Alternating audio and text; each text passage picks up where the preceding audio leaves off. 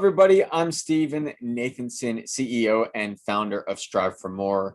And today I wanted to talk about growth mindset. What does that mean? Where does it come from?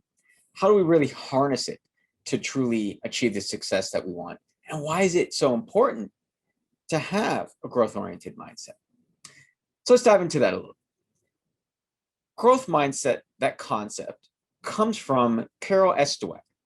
And there's a great book that she wrote on it and the studies that led to it. And the book is called Mindset, the New Psychology of Success. Great resource for you. You can find it on our website, on our recommended reads page, www.striveformore.com. You could also find it on Amazon, whatever's easiest for you. But in that book, here's what essentially breaks down. There's this dueling degree of mindsets. You have a growth-oriented mindset on one hand, and then you have a fixed-oriented mindset on the other. So what do those mean? A fixed mindset is we're not changing. I am who I am. It's not going to be any different. There's no possibility for me to get any better or to change or to grow, to get stronger in an area. It is what it is, and that's the way that it's going to stay. That's essentially a fixed mindset. A growth-oriented mindset, on the opposite end of the spectrum, is different. We're capable of changing and growing, developing new strengths, changing things into strengths that perhaps are areas to grow in currently. And when we're challenged or presented with problems, those are opportunities for us to continue to get better, to figure things out, to become stronger in those areas. Let's say math, it's maybe a really difficult problem. Fixed mindset could be, I can't do it. It's done. And I'm never going to get any better at doing these.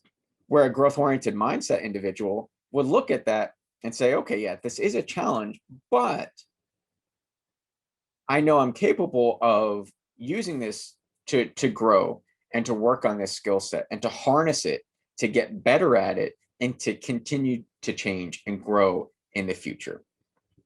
So maybe the best way of kind of summarizing and describing that is we often hear about glass ceilings, right? Or a ceiling in general. There's a ceiling and I can't go past it. That's kind of a fixed mindset. A growth mindset is I can bust through that ceiling, right? I can break through, say, that glass ceiling until I hit the next one, which I guess what? Can also break through. And I can continue to keep growing and developing. And if I look at life in that fashion, I have a much more positive serving outlook. And as we've talked about before, there's different things that happen in our bodies when we activate certain nervous systems. And so if we have a fixed mindset that can be very much in the realm of activating the sympathetic nervous system, the stuff that does keep us down, versus the parasympathetic nervous system, which is stuff that's going to uplift us. So there is actually a physiological difference in those mindsets and how it affects us and our bodies. So what does that path forward look like? Let's say if I do have a fixed mindset to create a growth-oriented mindset. Well, the first step really is this awareness. What is it that I believe? Am I growth-oriented? Do I have a fixed mindset? I think that very first foundational part of this is creating that awareness around who am I and what is my mentality? So one way of diving into this is, what do you believe you're capable of?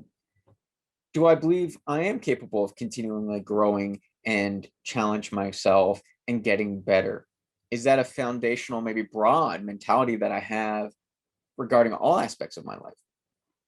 Or am I more like that fixed mindset where it is what it is, it's not changing, that's the way that I was made, and there's no going past that?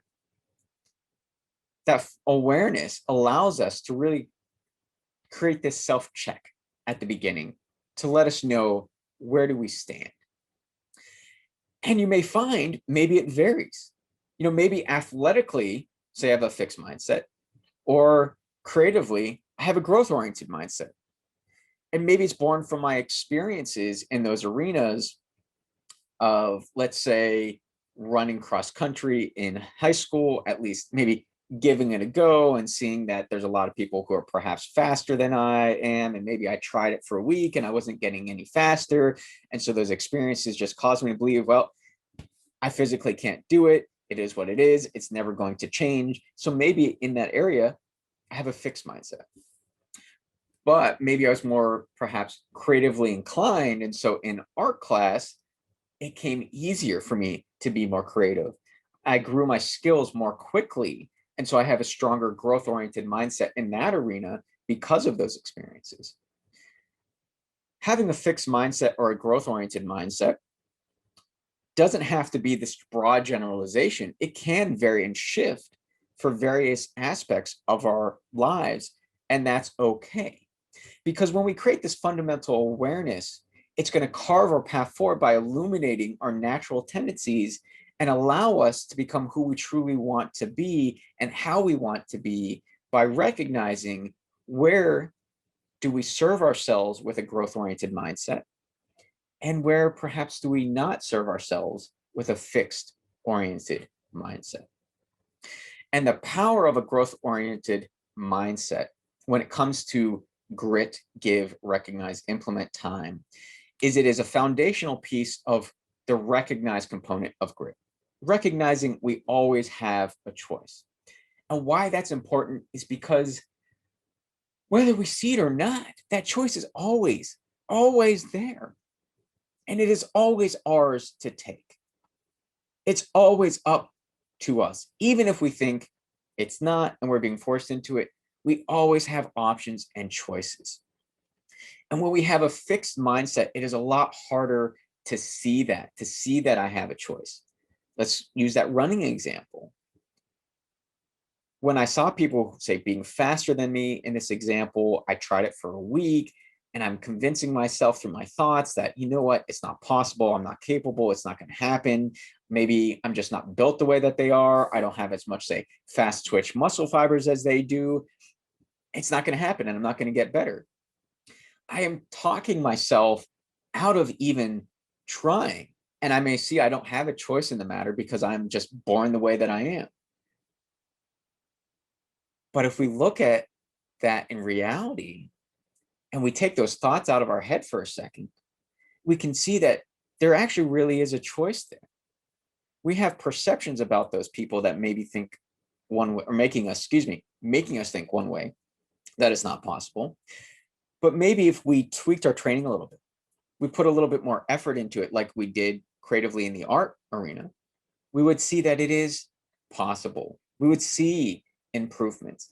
And so in that moment, I actually have that choice. Do I want to give up or do I want to shift things a little bit, try a little bit harder, put more effort into it? I have that choice, or in that scenario, even those choices. So that's why this is such a powerful part and fundamental component of recognizing we always have a choice. Because when we have a fixed mindset, we essentially talk ourselves out of seeing that choice and completely take it off the table and create blinders to it. But when I have a growth-oriented mindset, I am much more open to the possibilities and the paths that are going to actually take me to where I want to go, because I can see that it is possible to work on things that challenge me, overcome them, and continue to be who I want to be and grow and get stronger, faster, better, smarter. It is possible in essence. So that is the foundational and fundamental component of recognizing we always have a choice, is what is that mindset that we're really going into life with in that arena that we're talking about. Because on another brief quick tangent about it is when we have that thought track, that self-talk that says it's not possible, I can't do this, and we say that to ourselves over and over again, and Jude agrees with us there, is that I start believing it. It becomes a fundamentally ingrained belief inside of me because I've told myself enough times that I start believing it and I start making it true. And there is nothing else but that truth, because I've told it to myself so many times that it becomes a deeply ingrained belief in me that doesn't serve me. I'll give you one last prime example on that. Math is something that can be a difficult thing to learn. And a lot of times when we're at dinner and someone who says, oh, you know, I'm not good in math, I'm not really comfortable doing it, is more likely to pass that check off to somebody else to say, calculate the tip, whether it's 10%, 15%, 20%, whatever you happen to be leaving. It's very easy for that person to just say, you know what, I'm not good at math. I don't even want to try this because I don't want to embarrass myself in front of people. So I'm not even going to deal with it. That's a fixed mindset. A growth-oriented mindset, let's say we're out to dinner, maybe by ourselves, and instead of saying, you know, I'm really not good at this, let me give it a go. Let me try. Let me do, say, 10%. And I'm going to give you my real way of doing it to make my life easier. I literally start with 10%. So for 10%, I know I have to remove a zero.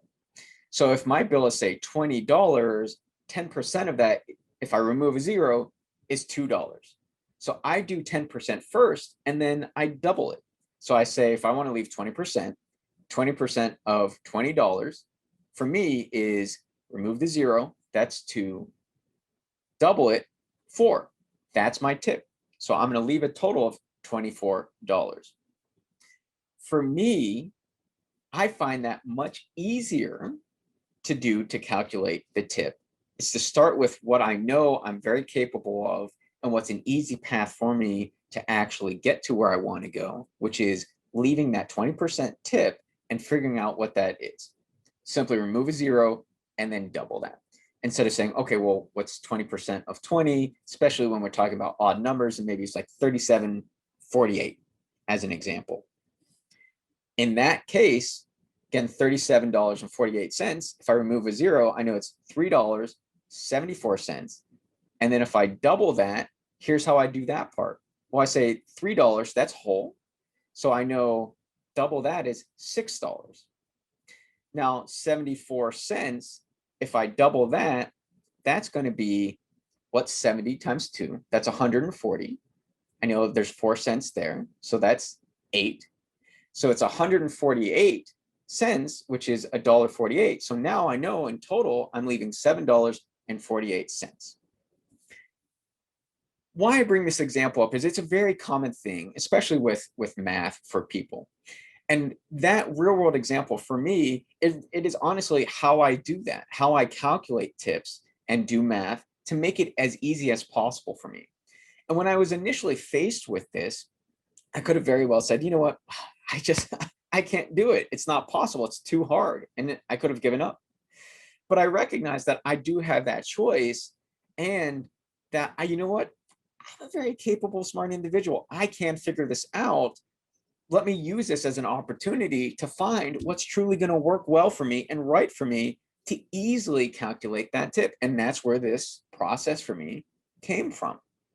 So that's just a little insight into how my brain works and how I really bring this recognized piece and this growth mindset piece to light in my own. So I hope you enjoyed today. I really look forward to seeing you all next time.